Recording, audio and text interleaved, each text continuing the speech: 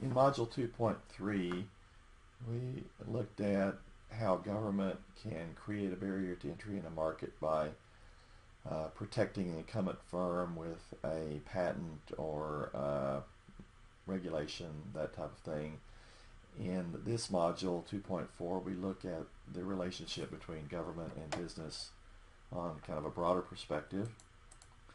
Our topics include government contracting, so government is a customer for business, government regulation of business, including the notion of regulatory capture, where the regulated businesses actually begin to kind of run the show, if you will.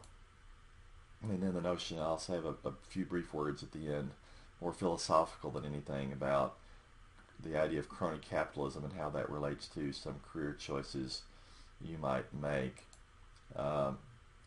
Government contracting is a big business. In 2013, there was $16.8 trillion in spending on goods and services in the economy. And this is spending on final goods and services. 3.1 trillion of that spending was by government, and this is does not include things like Social Security payments, just direct cash payments made to households. This is stuff the government actually bought. 1.23 trillion of that was from the federal government. You see more for defense than non-defense. State and local government spent $1.9 trillion. So what that means is that in the economy as a whole, governmental units, federal, state, and local, buy nearly 1/5 of all the stuff that businesses sell. So they're huge customers. I'll give you a couple of examples of, just very quickly here, of government contracts. Here's an example of a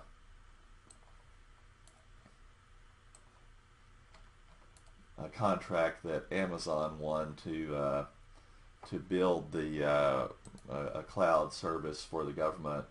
It's a $600 million contract, so that's obviously a pretty big deal. Here's another example of a contract won by a company called Fluor for cleaning up kind of a toxic environmental site in Ohio, which was $2.2 billion. Then you see here we have an additional option for 3 years at additional 1.8 billion. So there's big money in this. There are lots of websites actually, but just a couple I'll show you here. One is acquisition.gov, which gives enormous information, a great deal of detail about how to try to make bids for, so the government will buy stuff from you. And then here's a website from the Library of Congress, which is maybe a little more user-friendly than the other one. So if you are going to try to sell to the federal government, these are probably good places to start. But my sense is that it's a very complicated deal, and I'm going to go back to that slide for a minute. It's a very complicated deal. You can actually become certified as an expert in government contracting. I think with the growth of government, that's probably always going to have good work with that. So that may be a career option that you might want to think about if you're into security. The next thing I want to talk about is regulation, government regulation of business. So we first need to ask, why does government intervene in markets, and how do they intervene? So the justification for intervention in markets is by what economists call externalities. That is, a cost or a benefit of a transaction that goes beyond just the parties involved. Economists tend to think that if a transaction just involves buyer and seller and all the costs and benefits are internalized, there's no real strong case for government intervention, at least from an economic perspective. I suppose one could make other arguments, like moral arguments. Examples include pollution. So if I'm producing something and selling it to you for a low price, but I'm imposing some pollution on my neighbors, that's kind of not fair. It might involve some government intervention. Education is thought to have a positive externality. That is, I benefit when everybody in the country has a basic education. You really have more informed voters, lower crime, that sort of thing. Zoning, don't really want to have a liquor store next to a daycare center, so there's justification there. And then finally, natural monopolies that we talked about before, these, say, utilities, where there's just, because the cost of setting it up is so great, there's only one firm in the market, and so their prices need to be regulated. Another theory of regulation involves minimizing risks to government. So if the government provides fire protection, then we need to have building codes to minimize the cost to the government of putting out fires. If the government provides deposit insurance, so you get your money back if your bank fails, they have a right to kind of regulate banks to make sure that bank failures are less likely. Another form that regulation can take is certification, which helps the public deal with information problems. Meat packing, for example, one can only imagine the kinds of awful things that could happen in meat packing. There's a famous novel many years ago called The Jungle by an author named Upton Sinclair that talked about the meatpacking industry in Chicago in somewhat less favorable terms, let's say. So if the government inspects food, then at least we have more confidence that the food has been handled safely and so on. There are problems with private sector certification, in particular the bond rating agencies. Whenever a company wants to borrow money by issuing a bond, they'll employ a private agency like Moody's or Standard & Poor's to rate the bond, rate the creditworthiness, but the company is likely to choose the rating agency that gives it the highest rating, because then the interest rate they'll have to pay is lower. So the incentives don't really line up very well there. Another justification is to protect irrational people from themselves in terms of drug and alcohol abuse. Also, left to their own devices, people probably don't save as much as in their best interest. That sounds kind of paternalistic, but that's a justification. So we can have a system like Social Security that in effect sort of forces people to save for retirement, however inefficiently.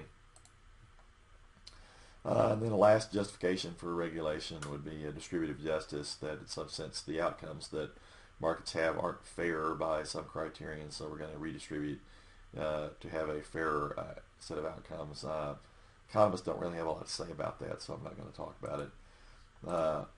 One side note that I'll note is that economists tend to like markets. They think markets are really good ways to allocate resources. There's a story here. I'm not going to click on this link, but there's a story here that a proposal by a couple of economists, one of whom was a Nobel Prize winner, that we could solve the immigration problem by basically making people, foreigners, pay for the right to immigrate. They suggest a price of $50,000. The idea there is that that way we'll only get productive people wanting to enter the U.S. Economists tend to think like that. Instruments of regulation include disclosure. This is kind of the obvious one. This happens, for example, with insider trading laws. If I'm the chief executive officer of a corporation and I'm selling the stock in the corporation for which I'm a chief executive, I have to report that to the Securities and Exchange Commission, which then makes it available. So that way it's laws against insider trading, but also I have to report trading based on inside information. But any trading by an insider has to be disclosed. Sometimes this might be misleading, as may be the case with genetically altered foods. Apparently, I'm not going to take a strong position on this, but apparently there's no real scientific evidence that genetically altered foods are harmful, and yet sometimes people freak out when they see that. So it may be that too much disclosure makes people react irrationally. So disclosure may not work if consumers don't know how to process the disclosed information. Another instrument of regulation is simply restrictions, as you can't do certain stuff. You can't call up your competitor and agree to raise price. You can't trade on inside information if you're an insider in a corporation. This is kind of hard to keep up with because the economy is so dynamic. It changes a lot quickly over time. Regulations, restrictions have a hard time keeping up. Now, regulation is justified by market failure, but there's also a notion of government failure. That is, maybe that markets don't work, but we don't necessarily want to assume that government will always work perfectly. It's probably naive to assume that government will always be disinterested and efficient in the way they regulate. There's a branch of economics called public choice theory that looks at that and the idea that government bureaucrats, like anyone else, face their own incentives.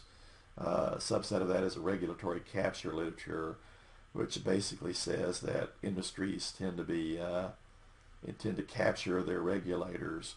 So, for example, meatpacking industry might make it a practice to hire people when they leave, hire inspectors when they leave government service. So current inspectors see that and want to be able to get a good job when they leave, so they kind of go easy on the regulators. This is true in certainly a lot of instances in this, in the financial industry. So I'd encourage you to kind of click on this link here and look at the examples. It's pretty interesting. Another instrument of regulation is a mandate, where the government basically tells business they have to do something. They don't. Typically, it's unfunded, so the business has to pay. One example here is the corporate average fuel economy standards, which basically the federal government tells auto manufacturers that by a certain date, the average miles per gallon of their cars has to reach a certain level, and kind of how they get to that's up to them. A personal example would be when I had a water heater put in my house. The guy was about to leave, and he asked me if I had a carbon monoxide filter, and I said no. And he said, well, by law, he had to install one and charge me for it. So that was kind of interesting because in the town where I live, there's no natural gas, so the possibility of carbon monoxide leak was non-existent, and yet I had to pay the 50 or 60 bucks or whatever for the filter and to get it installed. Another instrument of regulation is what they call a taking, where say if the government needs land for a highway or something, they can just go in and buy it from a landowner. They're obligated to pay a fair market price, whatever that means, but the landowner really has no option. There's a couple of examples. Again, I'm not going to click on these links, but a couple of examples from Business Week. A story about why a lot of companies in France have only 49 employees. The reason is when they hit 50, all sorts of onerous regulations kick in. So business people tend to have large clusters of 49 employee companies rather than just one big one. Another one here has to do with the perverse incentives in the Affordable Care Act. I'm going to go on and open this and look at it very briefly. The idea here is it's rather amusing because the employer mandate to provide health insurance, which of course has been suspended, but when it becomes effective, becomes effective for all employees that work more than 29 hours a week. And so there's an example of fast food restaurants, say McDonald's and a Wendy's, who hired each other's employees half-time. So instead of working 40 hours for McDonald's, I work for 20 for McDonald's and 20 for Wendy's, and the same for the Wendy's employees. And that's how we get out of the mandate of having to provide health insurance. So a lot of what business is about is avoiding regulation. There's lobbying is basically trying to lobby against regulations that will hurt you, lobby for regulations that will help you, or will hurt your competitor. And so there's a good article about that in Wikipedia, particularly the examples. I have a colleague named Earl Grinnells, has the office next to me, who many years ago when he was at the University of Illinois, there was a proposal to legalize gambling locally, and he did some research and concluded that would be a bad idea. So as a result, he's kind of become a go-to person for anti-gambling interests across the country. So whenever there's a proposal to legalize gambling in a jurisdiction, the forces against that will call on him to come testify before the relevant legislative body. He told me a story that a few years ago there was a proposal in the state of Virginia to legalize gambling, and the pro-gambling forces there retained every single registered lobbying firm with the Virginia legislature. That is, every firm that could legally lobby before the Virginia legislature was retained by the pro-gambling forces. So he was basically the only one on the other side. Typically, sometimes there's a revolving door between legislative office and lobbying. If you're a legislature, you don't make a whole lot of money, but if you retire, then go to work as a lobbyist. You can make a lot of money. Try lobbying your former colleagues, and then your former colleagues have an incentive to kind of go along with you because they hope that your firm will hire you. Their firm will hire them when your firm will hire them when they retire. Crony capitalism is this idea that government basically provides a business to companies that support their reelection efforts. So government contracts aren't really awarded on the basis of merit or low cost or whatever. It's more of a political deal. There's a wonderful book about this called A Capitalism for the People by a guy named Luigi Zingales. He's a professor at the University of Chicago Business School. He's Italian, so he talks about the Italian system, which is horribly corrupt and horribly based on political connections rather than on merit. And he argues that America's headed in that same direction. So that book's available on Amazon. I know you're in an MBA program, you don't have a lot of spare time. If you do want some interesting reading, I'd highly recommend that. I'd like to close here with just a couple of remarks. There are basically two ways to make money. You can build a better mousetrap, so to speak. That is, you can innovate, come up with a better product, come up with a way to control costs. Or you can lobby, try to get the government to protect you from competition and all that. In some ways, in some scenarios, lobbying might be technically the better, the cheaper, the more effective way to go about your business. But I'd encourage you to kind of ask yourself, is that really the way you want to live your life? If you're doing it the first way, where you're building better mousetraps, then I think you can look back on your career when you've retired as having done something useful. For me personally, it would be kind of depressing to look back and think that all I basically did my whole career was lobby the government for favors. I might have gotten really rich doing that, but you can't take it with you. Okay, your discussion assignment here, like the others, is to find an example, hopefully an interesting one that your classmates will find it useful and instructive to read. You can do either one, but not both, of an example of a firm pursuing a government contract or a firm dealing or struggling with some type of government regulation. My guess is this won't be hard to find at all, either from your own experience or from research.